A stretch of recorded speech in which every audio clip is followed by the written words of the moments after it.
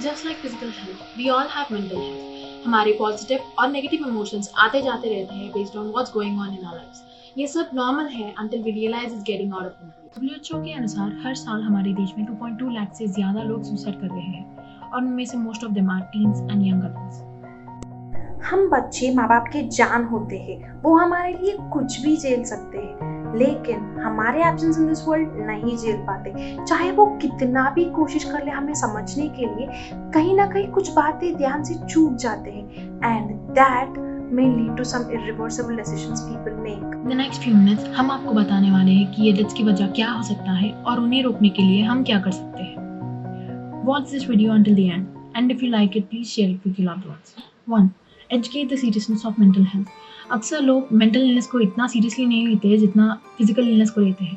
हमें फ्रैक्चर या डायबिटीज या कुछ सर्जरी होता है तो हम खुल के बता देते हैं कि ये बीमारी हुआ है एंड सो ट्रीटमेंट ले रहे हैं, पर हमारे मेंटल इश्यूज को लगातार नेग्लेक्ट की जाती है। उसे एक इलनेस की तरह एक्नॉलेज ही नहीं करेंगे तो ट्रीटमेंट कहाँ से लेंगे।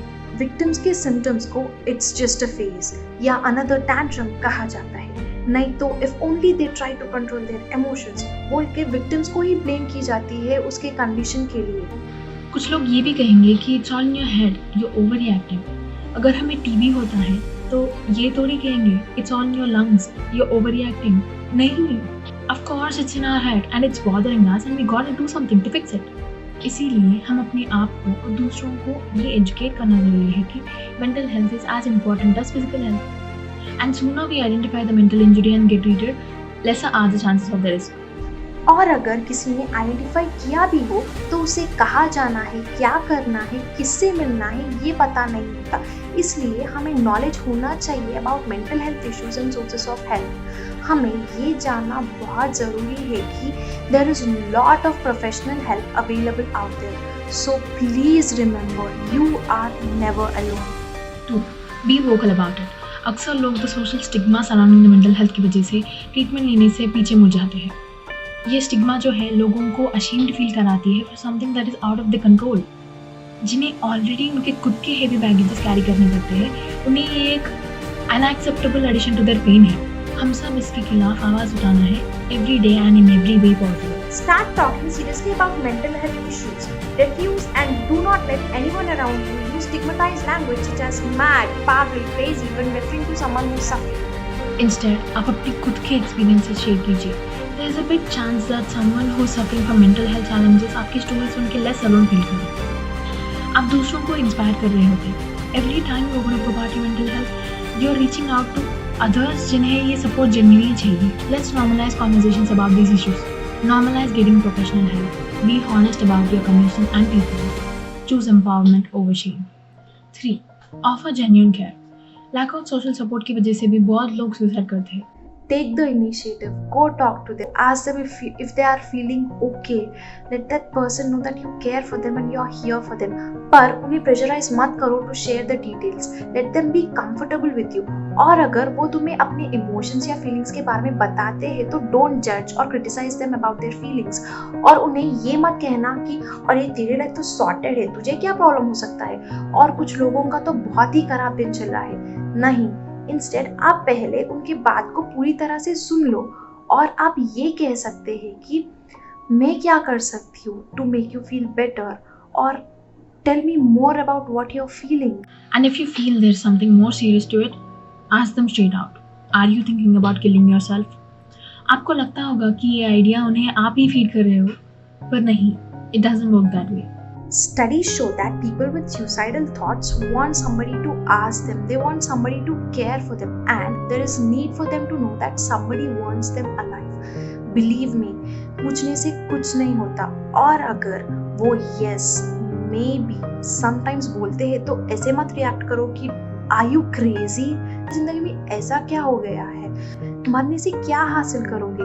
नहीं, बल्कि आप ये कह सकते हैं I'm sorry ये सब तुम्हें अकेले झेलना पड़ा। It'll be just fine. सब कुछ ठीक हो जाएगा। Believe me, trust the process. A lot of people think of giving up at some point in their lives, but they don't because it will be worth the stay. We'll get through this together. Let's keep you safe. 4. Getting professional help.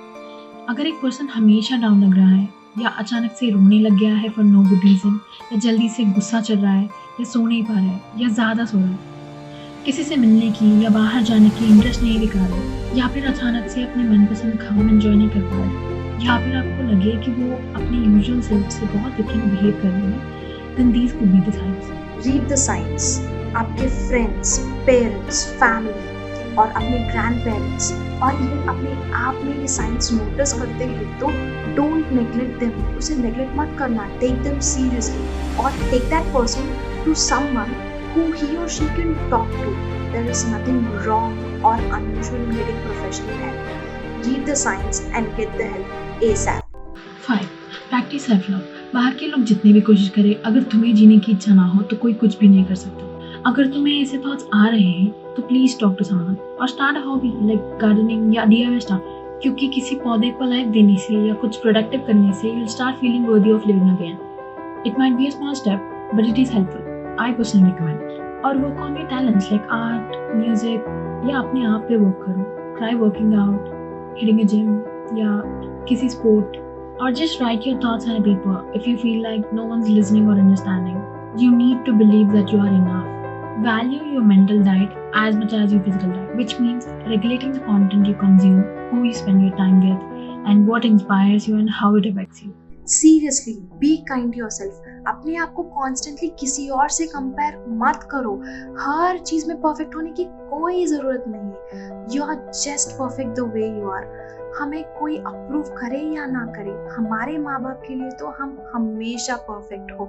हमें जरा भी तकलीफ होती है तो उन्हें हमसे 10 गुना ज्यादा तकलीफ होती है। इसलिए चूज टू स्टे, खुद के लिए और हमारे लोगों के लिए भी। I'd rather face these thoughts with you than to ever lose you. Please choose to stay. और अगर किसी ने गलती से सुसाइड कर भी लिया तो उनके डेथ के बारे में नेगेटिव और हर्टफुल कमेंट्स या जजमेंट्स पास मत करना। Instead, morally support and help those families who are grieving their loved one's death. Please, ये हमारी विनती है। We are humans. We live in a society and we hold a responsibility to not make it filthy. The change starts with you. आपकी सोच विचार बदलने से क्या पता पूरी दुनिया इंस्पायर हो जाए। We are in this alive and together we can make our society a better place to live in. Jai Hind.